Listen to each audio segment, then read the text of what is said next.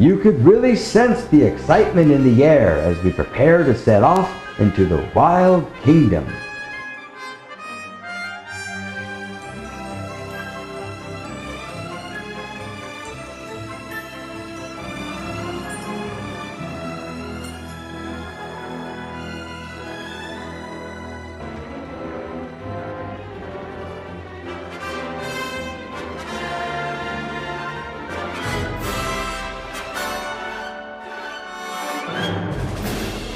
It's a long journey to get there by car,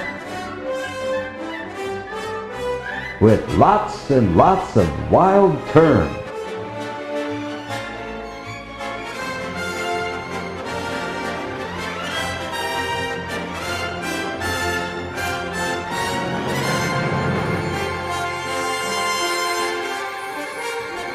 The excitement was really starting to build as we got closer. It's like you could almost smell it in the air.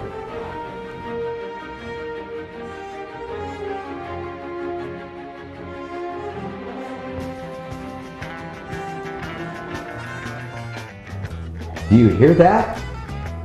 It sounds like, yes, it sounds like Grateful Dead music. A key in knowing that we're close to Mendocino. Yes, it's true. Say, look at over there, a couple hippies. Oh, less in line, just keep trucking on.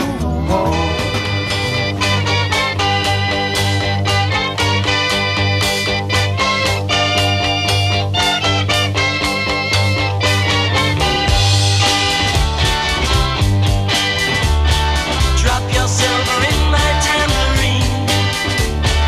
Help a poor man fill a little dream.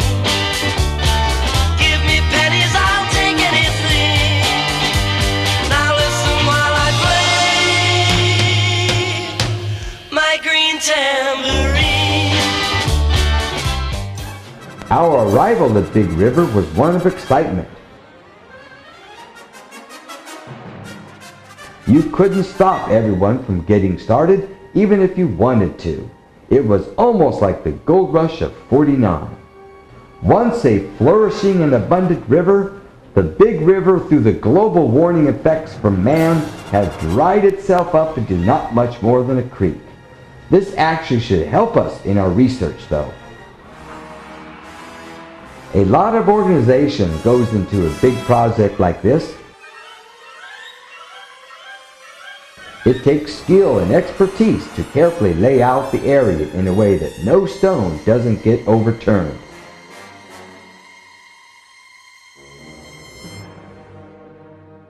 Wouldn't want any clues to be missed. One must always be alert, looking for any signs and clues. Under the skillful eyes of professionals such as Indiana Jack, even the little details often overlooked don't go unnoticed.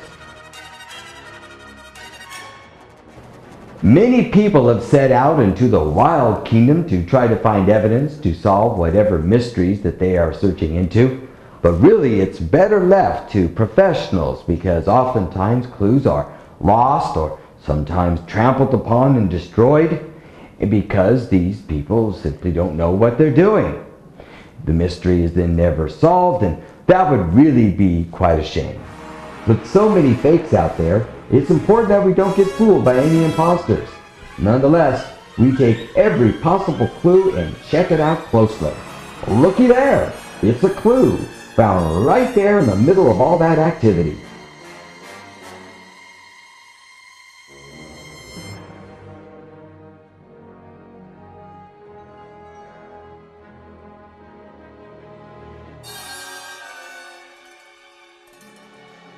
Quite a story this one has to tell. Everyone listens closely as he speaks of his adventure. He tells us that his name is number 1 from the starship Happy Slip, that he was second in command of a newly constructed starship that had the capability to travel through time. He and his crew were given an assignment to travel back in time to bring peace back here, peace to the Big River. It seems that there is a brutal water battle that happens here every year, somewhere around this time. His story continues that when they were coming out of the time warp, something terribly went wrong. They had apparently traveled through an asteroid field and sucked up a rock in the main engine, causing their backup engines to blow up on itself. Their crash was immediate and quick, not even giving them any chance to participate in preventing the water battle. Maybe this wasn't such a good idea after all. The ship was totally destroyed. He and a few others survived the crash, but that most of the crew, including the captain, did not. And now he is the last living survivor. Could this be true? Did we actually find a real survivor from the futuristic ship Happy Slip? He certainly was a believable type with a believable tale. But we needed more than some guy's story. We needed hard facts to back it up. After explaining that we needed proof to back up his story, number one graciously promises to give us that proof by taking us to the place where he claims the crash site is.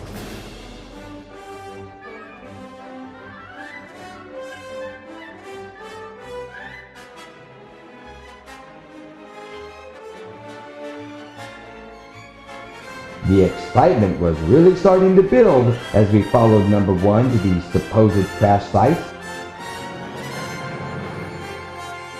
Is it real? What, if anything, will we find? Sure enough, just like he claimed, partly buried in the dirt was the remains of an evident crash site which what appears to be part of the USS Happy Slip. And looky there, the black box recorder from the starship was still intact. What a discovery! It looks like the mystery of the sighting of the futuristic spaceship Happy Slip isn't a mystery anymore. Our adventure didn't end here, however. Now that we discovered the crash site, it was time to study the evidence that we had picked up.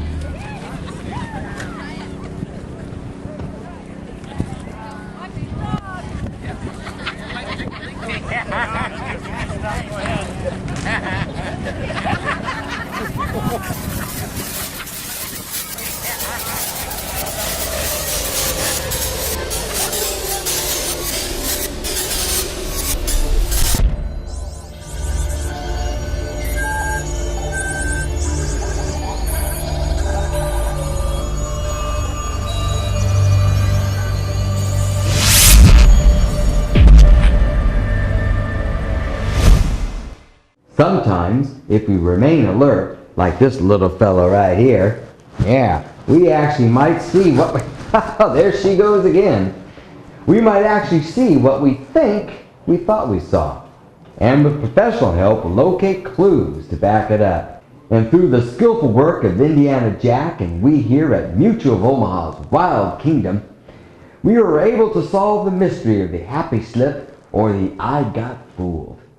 Yes, that futuristic spaceship was indeed real. All those people who claimed to see the ship, if only briefly, have now been vindicated. As crazy as that little group may seem, with their redneck roots, silly family traditions, trivial forms of entertainment, choosing to reunite every year at a campsite and sleep in the dirt and pay for the showers, if they even shower at all, they may have taught us, however, all a valuable lesson. That Jackie and his associates put more work into their productions than they will ever get out of them. And why? For your entertainment, of course. And yet, that group, along with all of you watching this movie, make up what we like to call the Wild Kingdom.